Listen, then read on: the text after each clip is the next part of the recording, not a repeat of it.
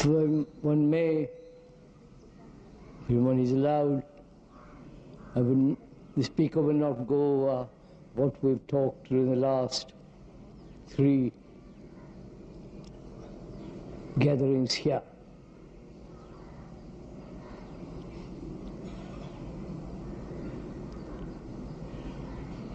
I think it's necessary to go into the question of what is order, and why the mind, the brain,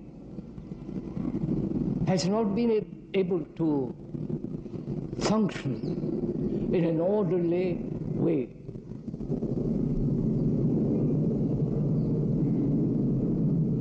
Our education, whether in the West or in the East, North or South, is making human beings mediocre. I mean by that word, following a routine, fitting into a slot,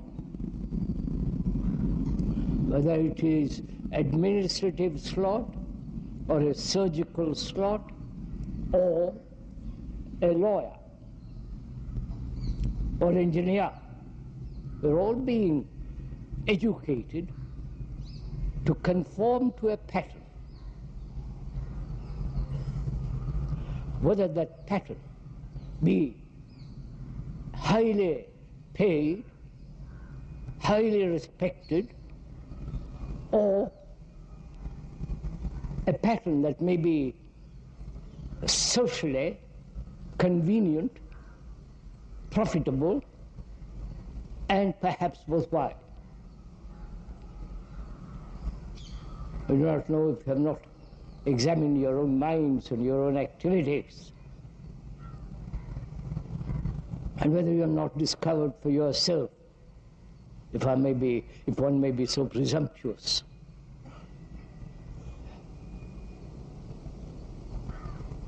whether your brain,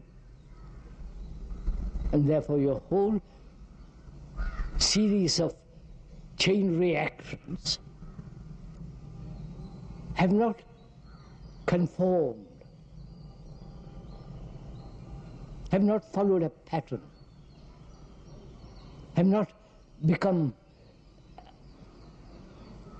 a machine of identification, conformity, imitation. Whether it be the religious, political, economic, social, and so on. I think it's very important to find out why we have become so neither excellent, I'm going to use that word excellent carefully, excellent, not in profession, not in a career. There are thousands of people, perhaps millions, throughout the world who are very, very efficient, who are earning a great deal of money. But we are talking about mediocrity of a brain that refuses to alter the pattern in which it is caught.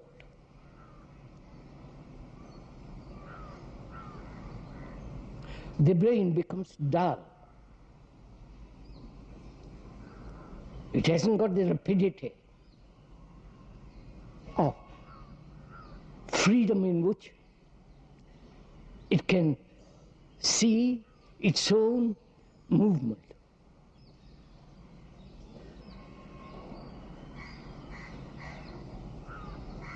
I think most of us are frightened of freedom.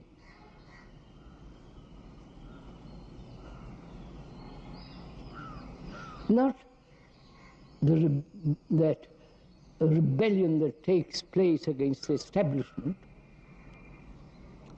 that's only a reaction which pushes you in the opposite direction, permissiveness, drugs, and all that business.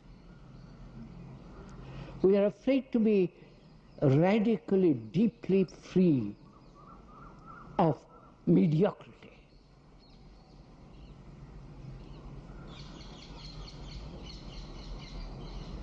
We want to be very safe.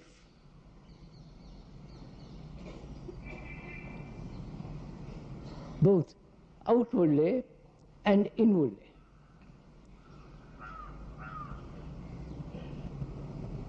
And this search for certainty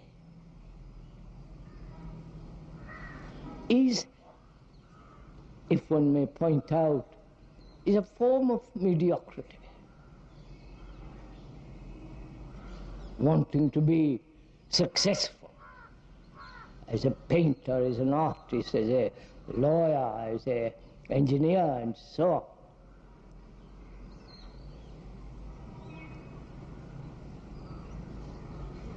And excellence is not achieved through competition. Excellence in aesthetic, in the appreciation and the perception of that which is beautiful. Excellence in morality. Morality in the sense of conduct, behavior, a sense of dignity, of which freedom brings. And when one looks at the world, as you must, not the little world around oneself, the office, the factory, the family,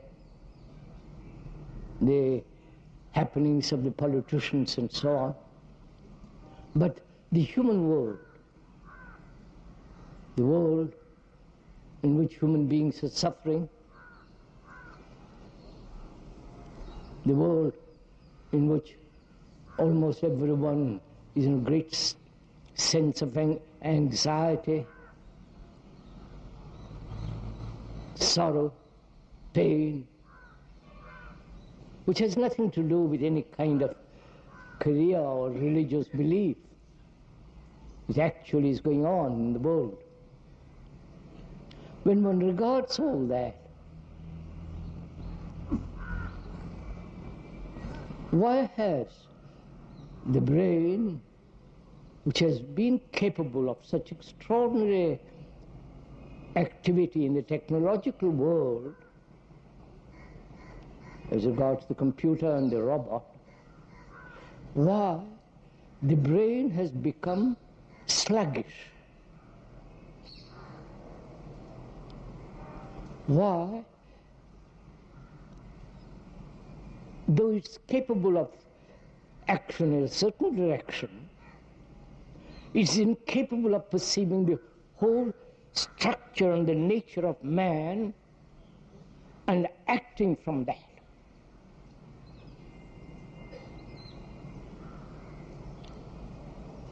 It is one would call a mediocre person who is incapable of such perception.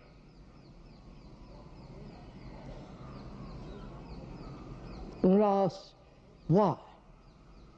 The brain, in one direction, the technological world, which is so extraordinarily advancing, of which we know very little, like the computer. It can do almost anything that human being can. Write poems, paint pictures. Any question that human problem has, any problem the human has can be answered through the computer. The computer is going to take over our brain. I don't know if you're aware of all these facts. The robot and the computer are going to manage factories, all the manual labor, and so on, so on, so on.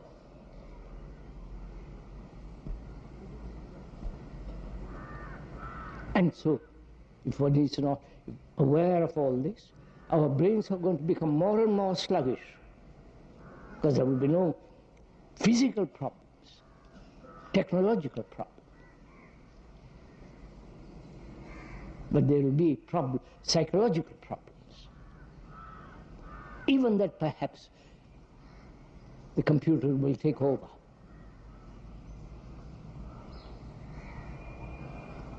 Because we'll be just human beings without any occupation, empty, sluggish. You understand? This is coming, perhaps within the next 15, 20 years. And then, what does education mean? You following all this? Then what is a human being who is deprived or machines taken over? Then what is the quality of your brain then? You're following what I'm...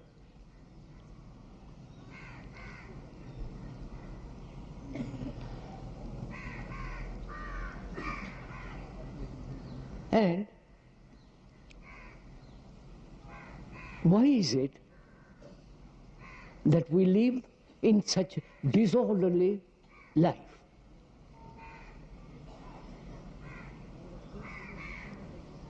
We live in disorder. That there's no question.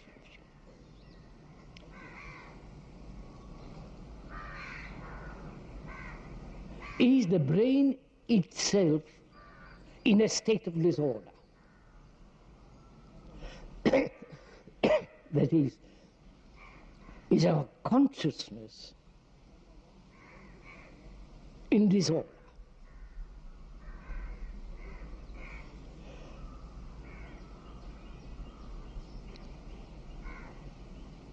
Consciousness,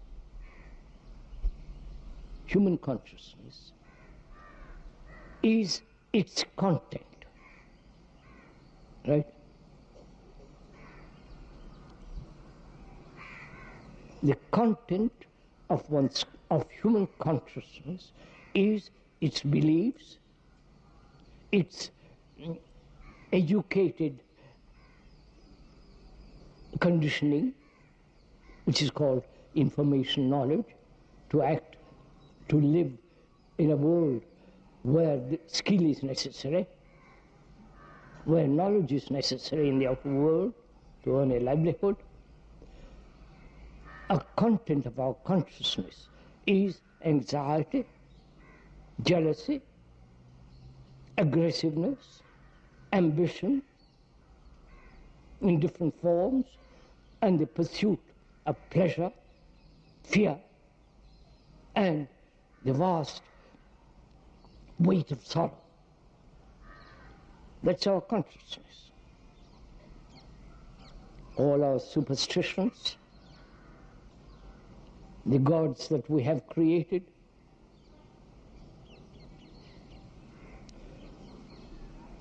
in that consciousness there's constant movement. I don't know if please, let's begin again. We are talking over together.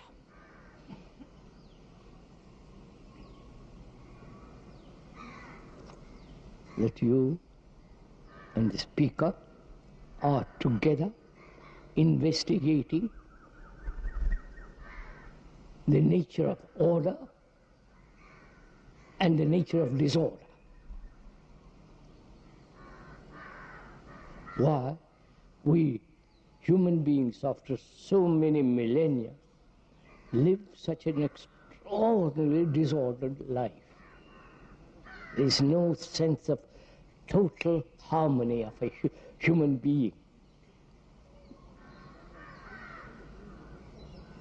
The harmony that both physical and psychological and intellectual, a sense of wholeness, a sense of comprehensive outlook on life.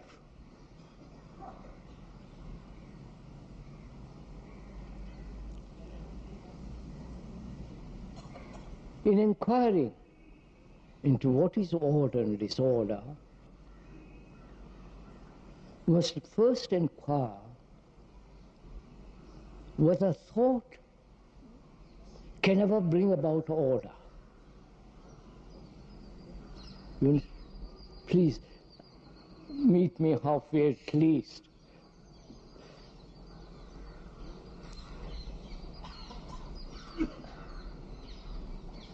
Has thought created disorder?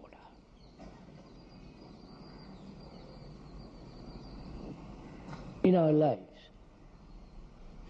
Is thinking itself disorder?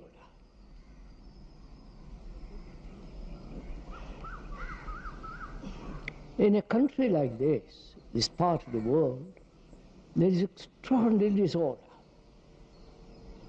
Politically, religiously, in every direction there is disorder.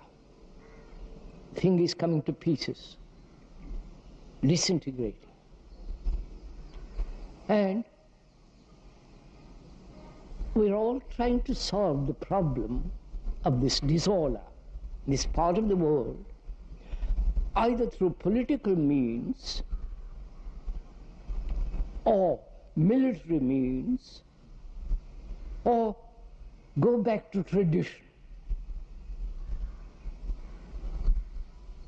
where you accept authority, follow certain rules, be disciplined,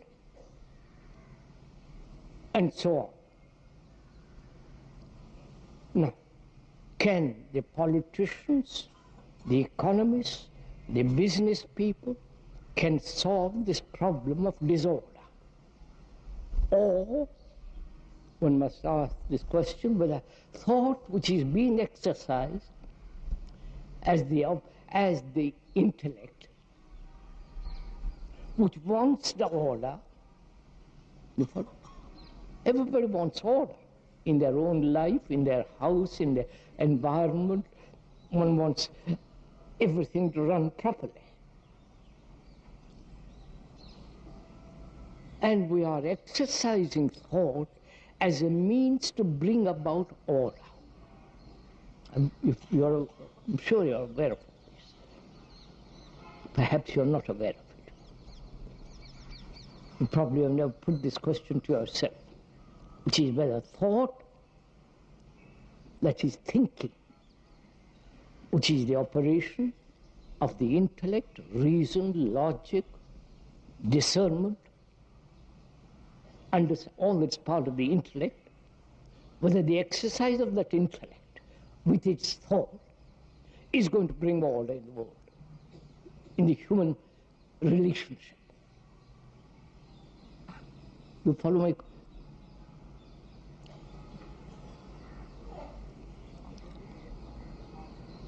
And we're asking, what is the cause of this disorder? First, before we begin to inquire into what is order, what is the deep-rooted cause of this disorder? Not only outwardly, but in our relationship with each other. Not only in our action, but in the very structure of our consciousness. What is the root of it?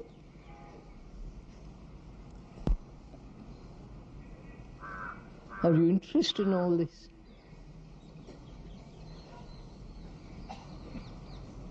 Not a passing interest, not a weekend interest, but a demand, a deep challenge to yourself why human beings live so disorderly in their action, in their primarily in their relationship.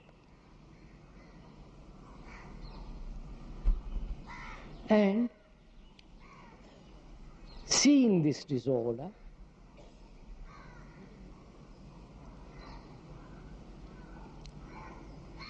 if you are a religious person, religious in the ordinary sense of that word, you escape from that disorder into some fanciful godly worship or ungodly worship. Go off to some temple, shave your head. You know what's happening in this country. And also in the other parts of the world.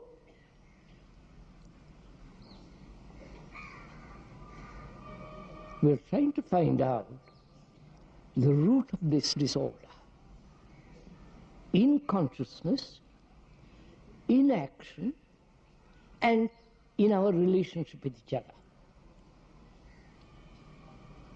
We're trying to find out the root of it. Not trim the branches of disorder, but go into it so that the very exploration brings its own understanding and therefore its clarity. That is the purpose or the intention of exploring, investigating. In the very movement of investigation, clarity comes, and that clarity clears disorder. Which means you cannot investigate intellectually, verbally, but investigate with one's life, the life that one leads. And for that you need energy. And that energy is dissipated if you are escaping from the question, which is why human beings throughout the world live in such chaotic disorder.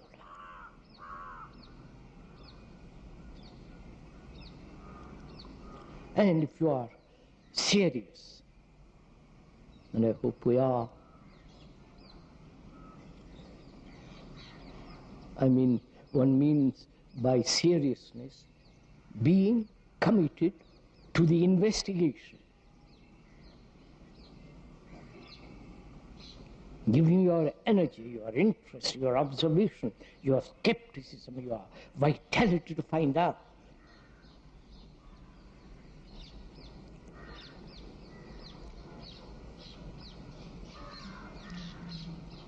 So we have to ask, is all this confusion, disorder, conformity, imitation, which is part of disorder, and the disorder called in our relationship, is all that based on thinking? Is thought responsible for this disorder? And if it is responsible for this disorder, then what is the relationship of thought to our daily life? You are following all this?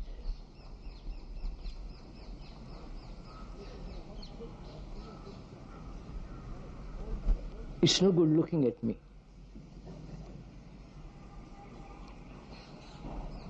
You have to look into yourself.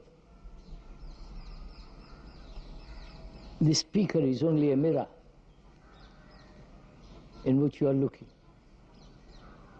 And when you have looked very carefully, you can destroy the mirror. Otherwise the mirror becomes the authority.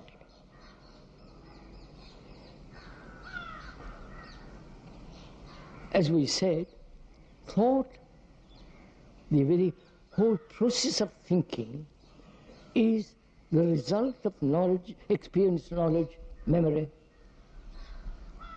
and action. So thought is always limited. That one has to see it completely, not just verbally. That thought, whatever it does, either in the technological world or in the investigative process of skeptical exploration, which is essentially the action of religion. For that you need energy, vitality. And if thought is the origin of this disorder, we're not saying it is, we're going to find out. And as thought is limited, right? Because thought is born of experience, and knowledge can never be complete, never. And from that knowledge, memory, thought, which is the movement of time, I won't go into it for the moment, we'll come back to it later. Therefore it is basically, in its very nature, limited. Right? Is this, can we meet this? See the logic of it, the reality of it, the actuality of it. So thought must create disorder. Thought itself is disorder. Whatever its action. We come to find out whether there is an order which is not brought about by thought. But first we must understand the movement of thought in relation to order and disorder. Right, sirs? May we go on? But one must be absolutely clear, not verbally, intellectually, but actually, that thought brings about, by its very nature, conflict and therefore disorder. Disorder in action, because action is based on thought, which is the result of knowledge, experience. And knowledge and experience can never be complete. You may have 1,000 experiences, must always be incomplete. And therefore knowledge must be incomplete. And thought with its action must create disorder. That is the basis of what we are investigating. If that is not clear, let's explore it together so that you are absolutely clear that thought in it, whatever it does, except in the technological world and so on, thought has created the most beautiful architecture,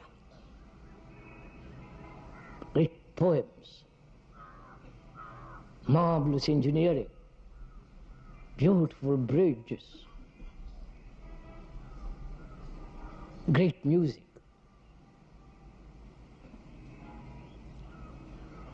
Astonishing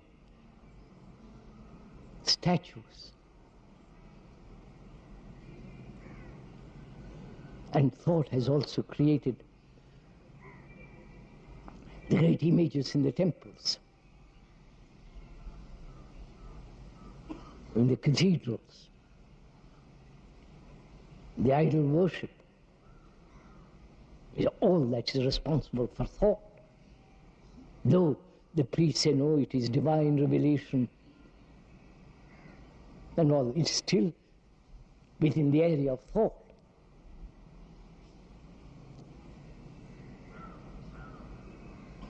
So let us first examine why thought has created disorder in our relationship. Relationship, whether it's intimate or not.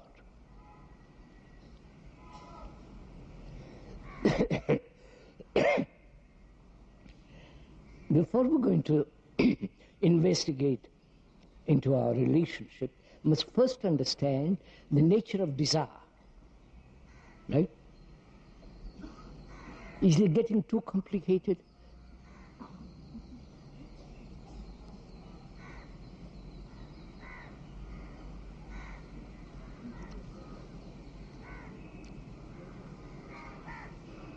You see, sirs, ladies, we are not used to this kind of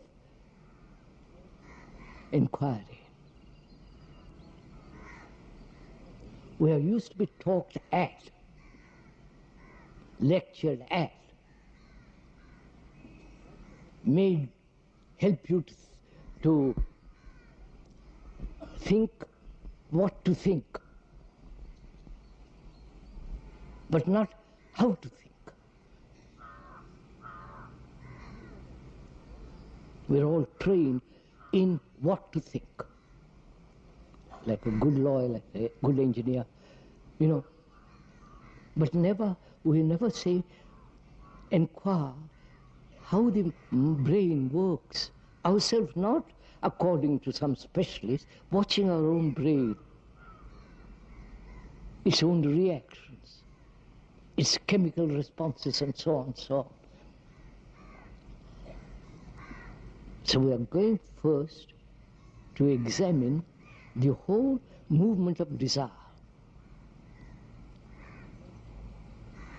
Because we live by desire. Desire is part of our life. And when we are inquiring into it, we must not say it's right or wrong.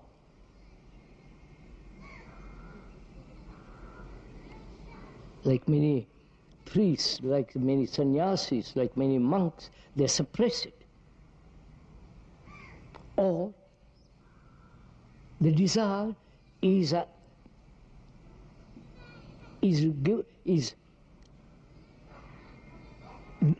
urged in a particular direction where they worship Jesus Christ. We follow all that, identify with something greater.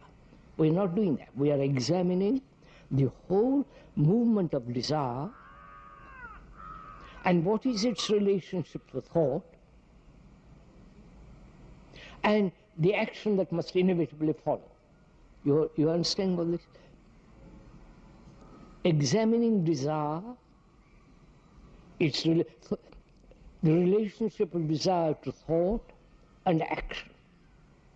This may be one of the causes of disorder.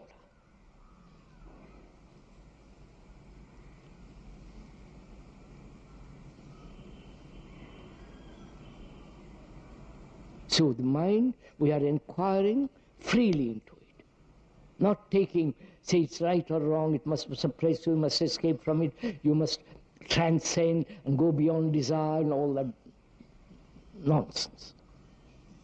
Because they have never examined desire deeply and gone into it.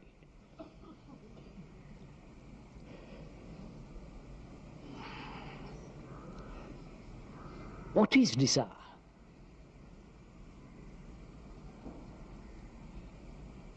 How does desire arise?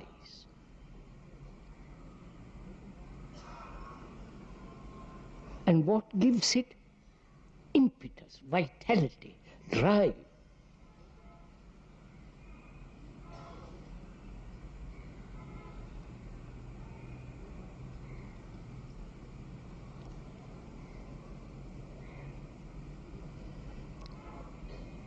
Must I explain all this?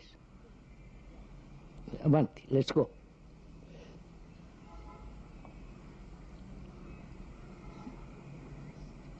Please, we are observing desire.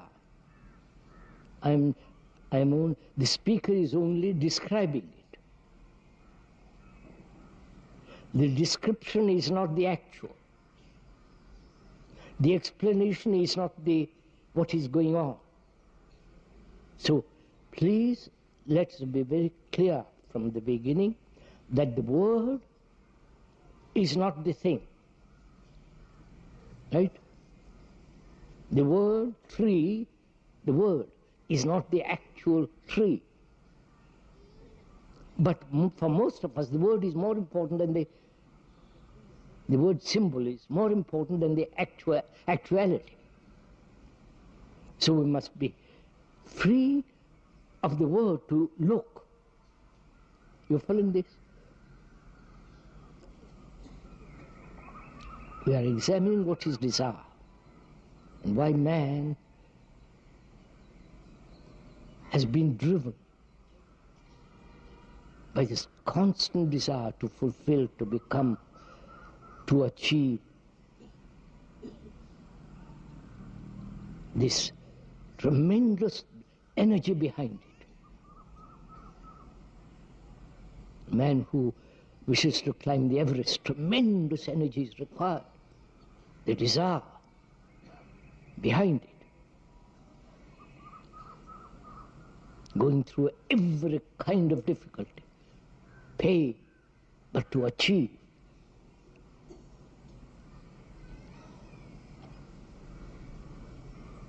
And is desire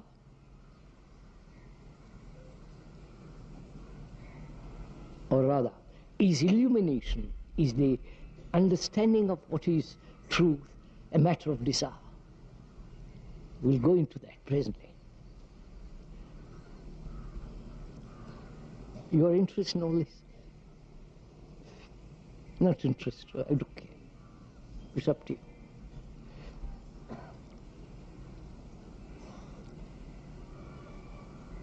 Desire comes through perception, seeing, contact, sensation. Right? Seeing a tree, touching it,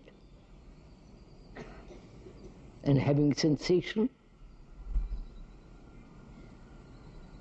or seeing a woman, man, seeing, touching, contact, sensation. This is the normal process. Then, if you see a shirt in the window, or a robe, or a car, you see it, touch it, sensation. Then thought creates the image of you sitting in the car and driving it. Right? See the car, touch it, the sensation, the beauty, the lines, not the Indian car, sorry. The lines of it, and so on. And thought creates the image of you sitting in the car, driving it. You follow? Which is what? Thought has created the image, you in the car and driving it. When thought creates the image, then there is the beginning of desire. You got it? This is logical. You don't have to accept what I'm saying. It is so, if you examine it closely. Seeing, contact, sensation,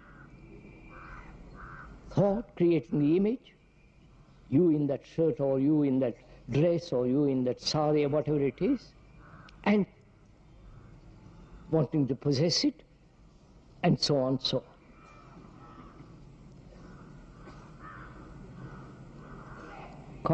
Seeing, contact, sensation. can, is there a possibility, please listen to this, is there a possibility of thought not creating the image?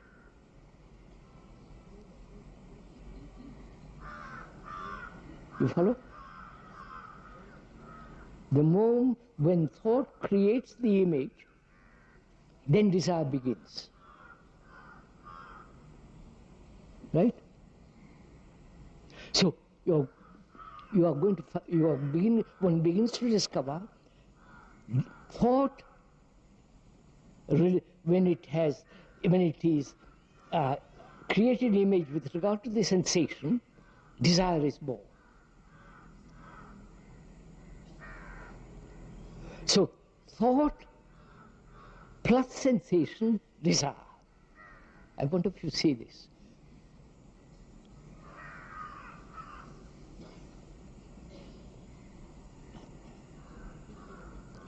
So you see, if one understands this very clearly, desire then becomes not so intensely powerful. Because thought sees all the possibilities of pain, achievement. You follow? You don't. I'll explain.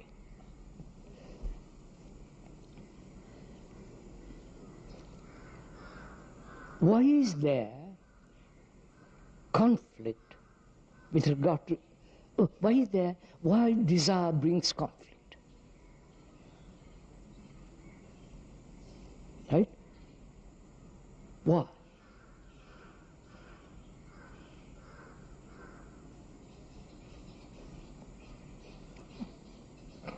As we said, desire begins when thought creates the image. You sit in the car,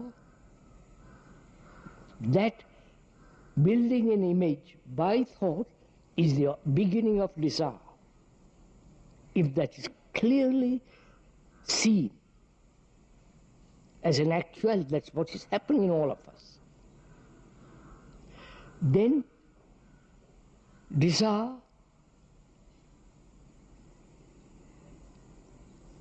brings about conflict, because it's in the fulfillment of that desire,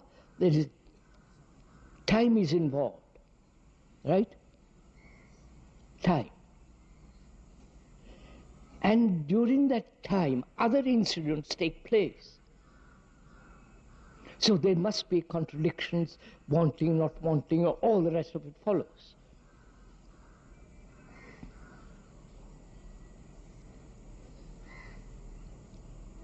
I'll make it much simpler.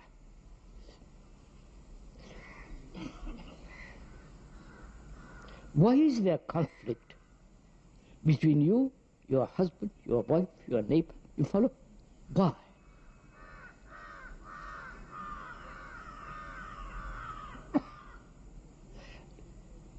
In that relationship, thought plays a great part. Right? Thought. Both sexually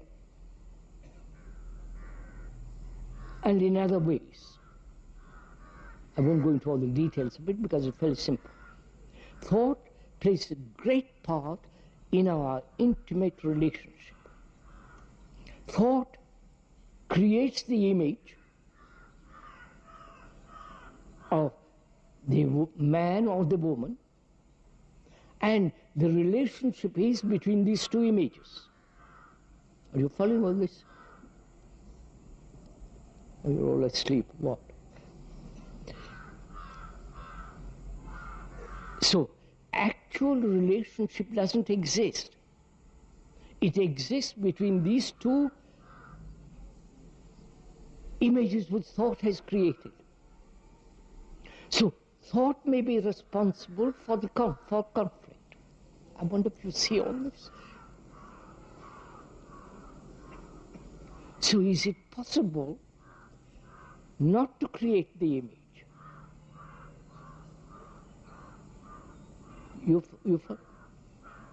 That is, seeing contact sensation, car, the image you have built, saying, you sitting in that car, putting your hands on the steering wheel and driving off.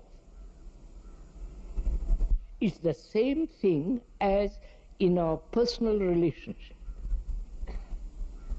which is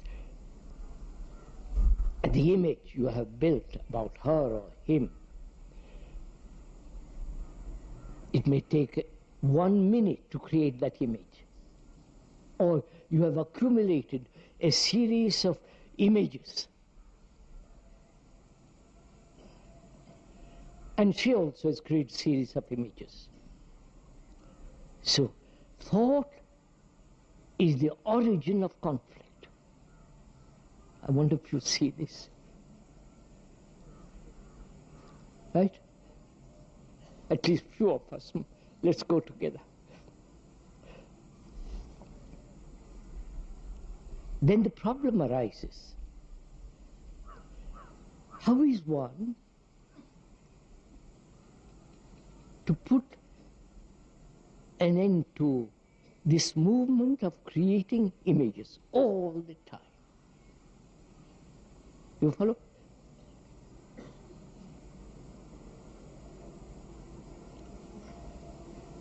Is that at all possible?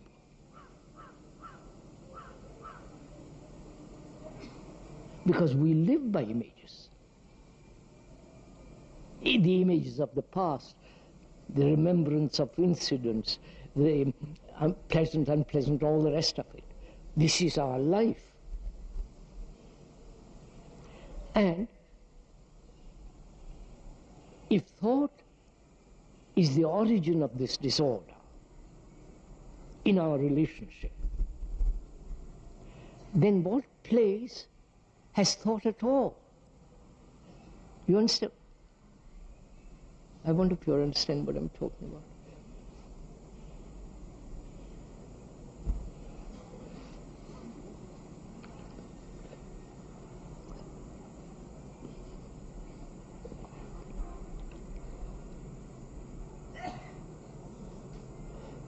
See?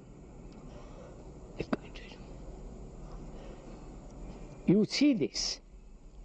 You see very clearly, at least verbally, intellectually, that thought begins all the mess in our relationship. Then the question that arises, how am I to stop thought? Which is a totally wrong question. I wonder if you see that. Because you who want to stop thought, you are created by thought.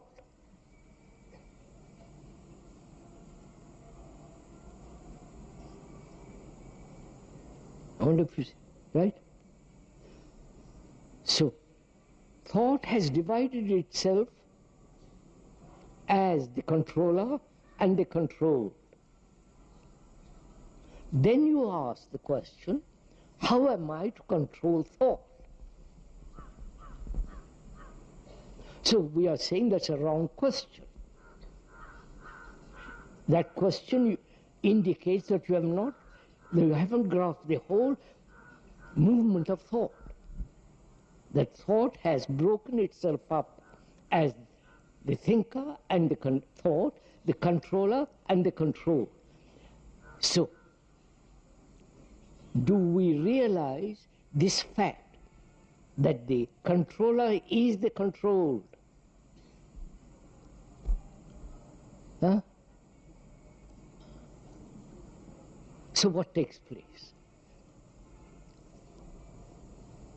You understand my question? I see very clearly, if one sees it, I see very clearly that thought is the root of this disorder. Because thought in itself is utterly limited.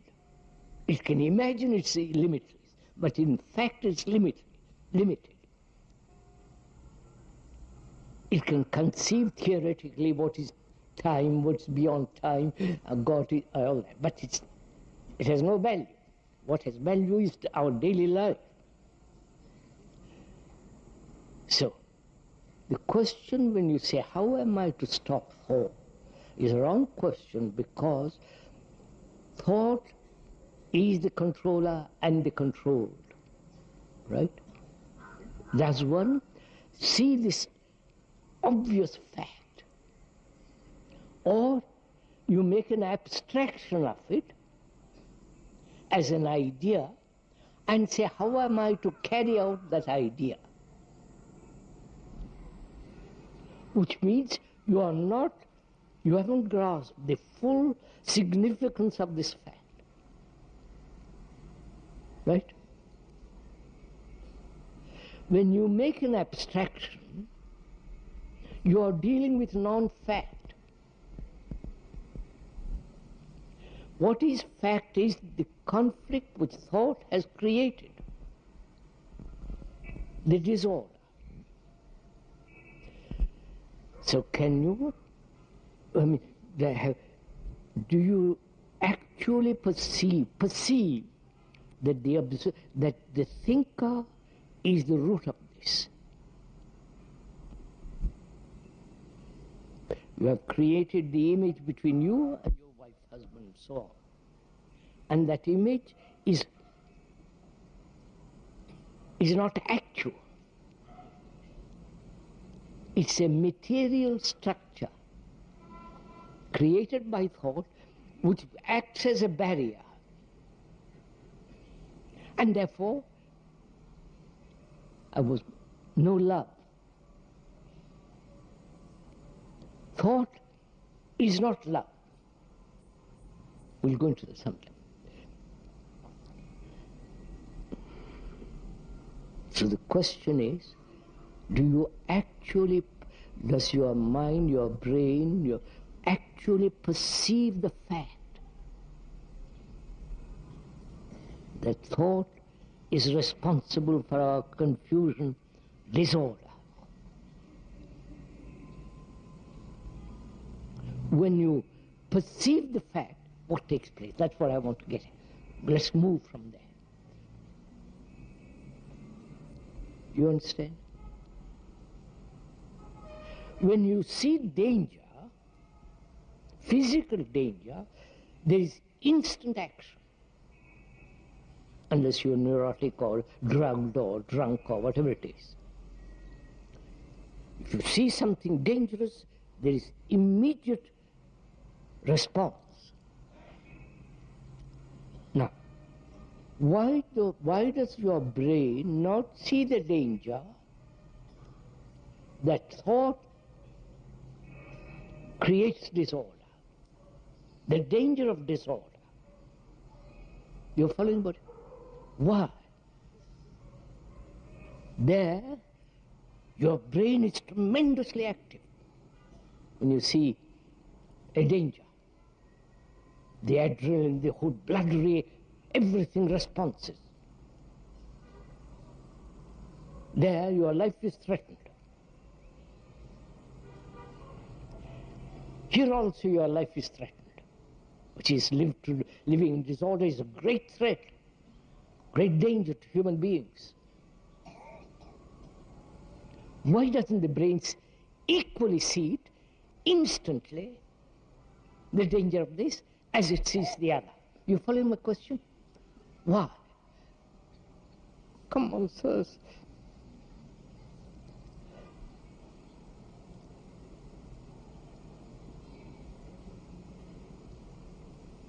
Why do we not see to live in disorder is the greatest danger?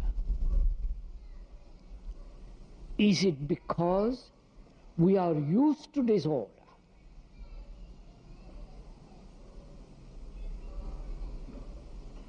Please don't accept what the speaker is saying. We are accustomed to disorder. We put up with disorder.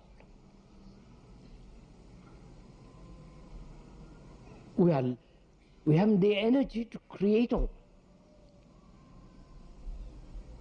Which all means what? Please go into your brain, look at it, please. Laziness, indifference, lack of aesthetic appreciation of that which is beautiful?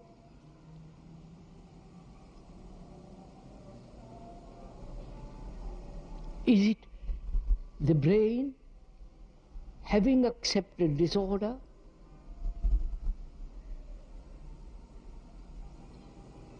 disregards it, is indifferent to it, and so therefore, what happens to the brain that has created disorder, thought which has created disorder, and accepts it? What happens to the brain? Come on, sirs. It becomes naturally very dull. When you accept anything, it must be, right? When you accept your relationship with another, which is essentially conflict, when you accept it, you have accepted something which is disorderly, unaesthetic, immoral. So what happens? Your life becomes mediocre, dull, and sit there and just listen to some rubbish. So, listening to all this, is there order now in your life? Not tomorrow, immediately. Because you see the danger. I wonder if you see this. You understand what I mean? You act instantly to this danger, physical danger. And here you don't act because, for various reasons. A brain that's awake, alert, sees the danger, disorder, which means what? The brain, with its thought, has created this disorder.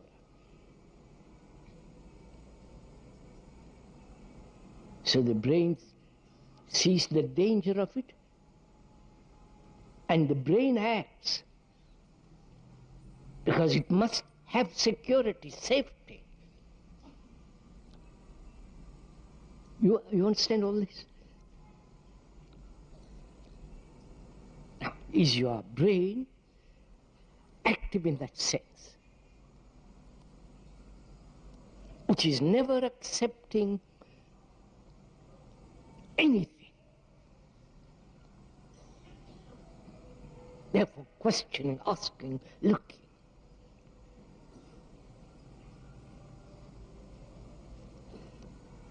So, if thought brings disorder in life, then what is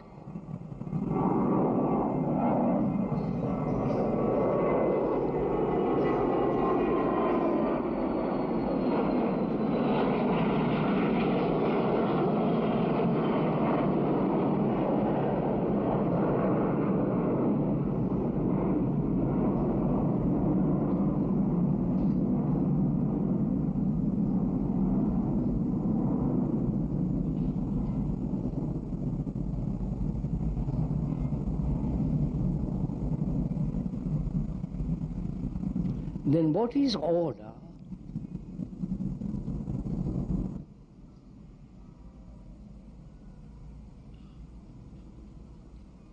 Can there be order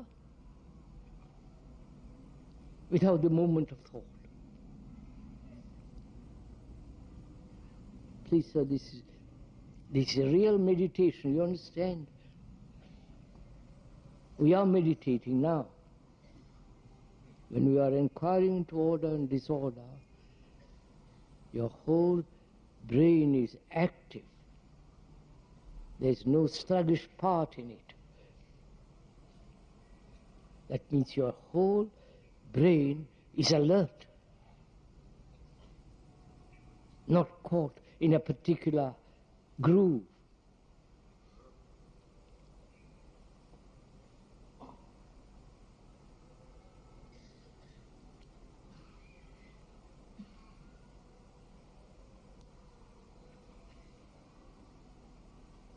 If order is not discipline, right? If order is not conformity, imitation, suppression, following a particular system, right? Then what is order which is not put together by thought? You are following all this? Please, just to follow it. We have talked, just give 5-10 minutes more and you can go home.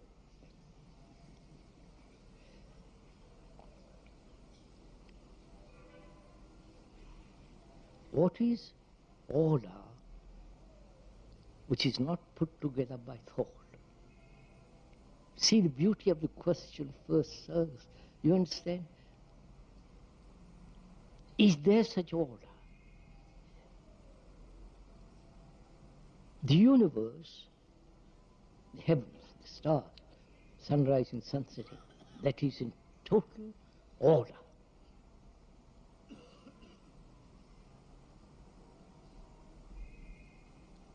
Nature is in total order.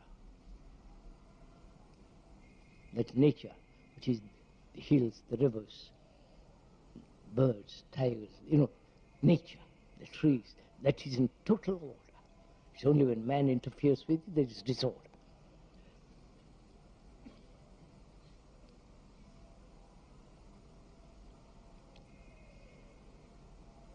We're asking, is there order which thought has never touched? You understand? Because when thought touches anything, it creates disorder.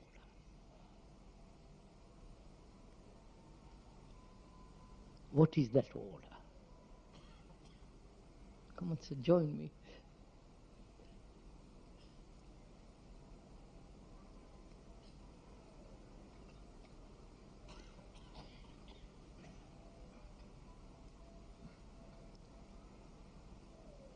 In listening for an hour, are you learning?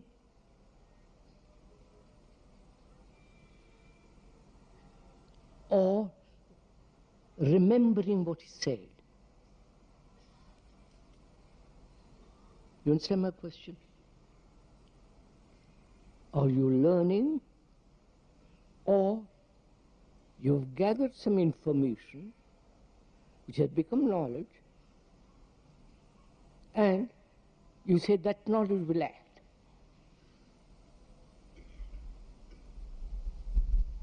Which is one process. Or listening, you are learning. Right? Right, sir? So what have you found something in that? Come on, sir. That where there is learning, there is order.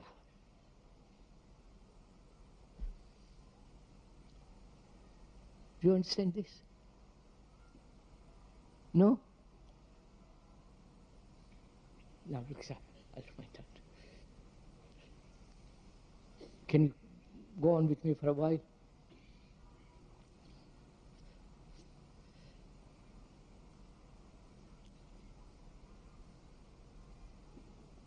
To us, learning is the accumulation of information and knowledge. Right? That's what you're, from school, college, university, if you're lucky to go through all that, is accumulating knowledge so as to live, so as to acquire a job, act skillfully. That's the whole idea. There, you are accumulating knowledge. Layer after layer after layer. If you are an engineer, spend year. If you are a doctor, 10 years. Practice, so on. All that demands time. So knowledge is time.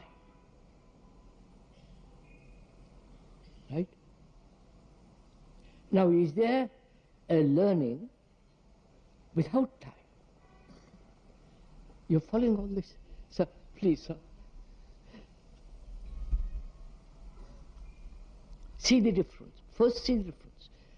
We take time to learn a language, mathematics, biology, go to various universities, and so on, so on. So you acquire a great deal of knowledge. Spend years through books, through listening, through experiment, science laboratories, and all the rest of it. Gather a great deal of knowledge. And having acquired, you act or expand in that knowledge. Getting more knowledge, more challenges, and responding according to your knowledge. Right? That's going on. Now, all that requires a great deal of time. Is there a learning? Please find out in which there is no time, which means immediate perception. I wonder if you see this.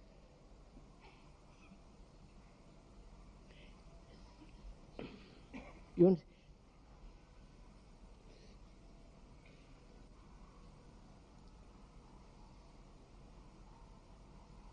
To see instantly the truth of this,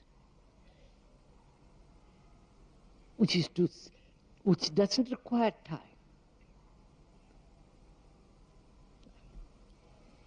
Oh my Lord.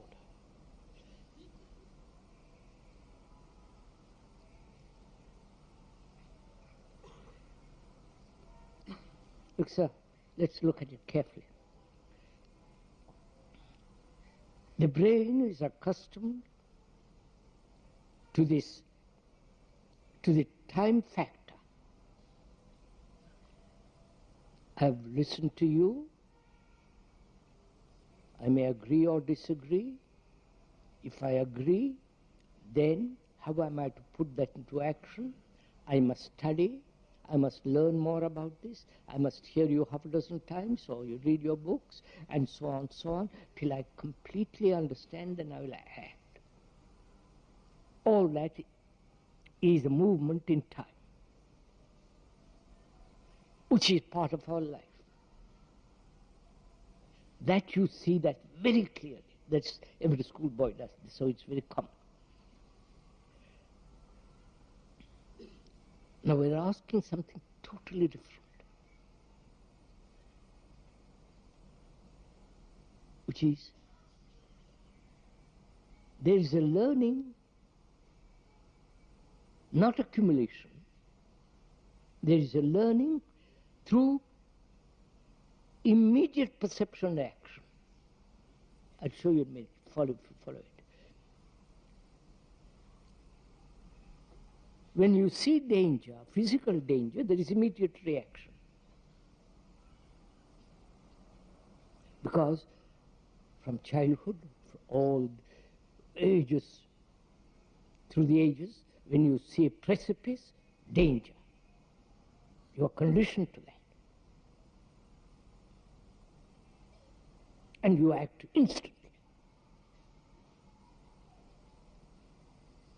Learning and acting through knowledge. Knowledge, learn, knowledge, act. Our brains are used to that. So completely mechanical it has become. So anything new says, I don't understand. Explain to me, talk to me, show me. I read about it. I must be convinced. You may, what you say may be not true. I must go to the scientist, the neurologist, blah, blah, all the rest of it. Which means what? Again, the same process, time. So the brain has become used to time.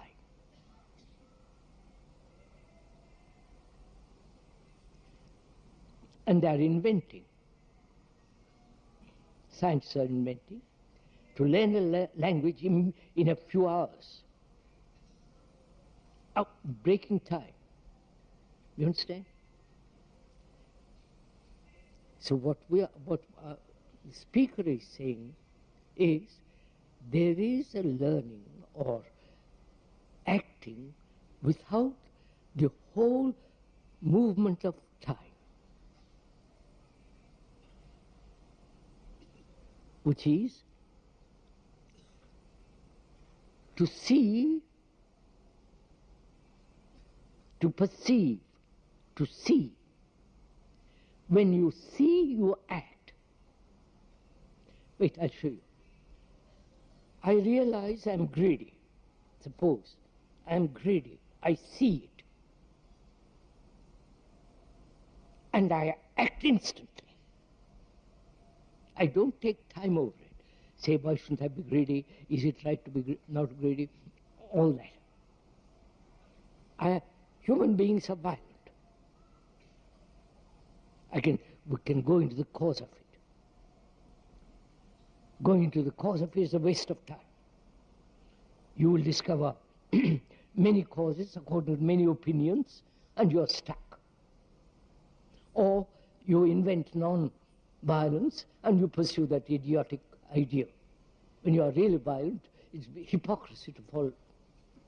So, when you see that your mind is violent, your brain, your reaction, to see it instantly and end it instantly. You understand what I mean? Which is to learn to act instantly, which is not of time. I wonder if you get this. Do you get some of this? Do it. When you are violent, be aware that you are violent and end it immediately, which is perception, action, movement, moving away from what was.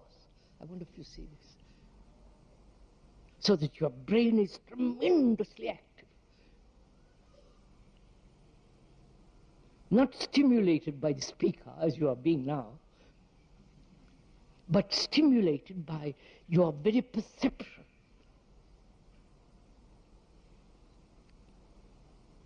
And when you do this, you'll have such tremendous energy. Not to do mischief. Energy of clarity.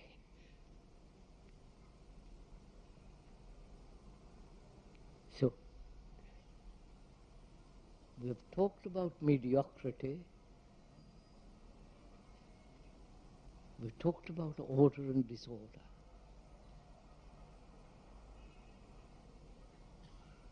When you get up from here, have you understood the nature of order? So that your life is totally in order. Which means totally in order in your relationship. No image between you and another.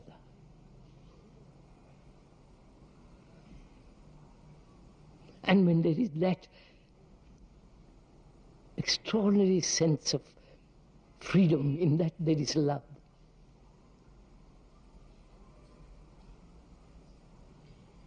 And without that,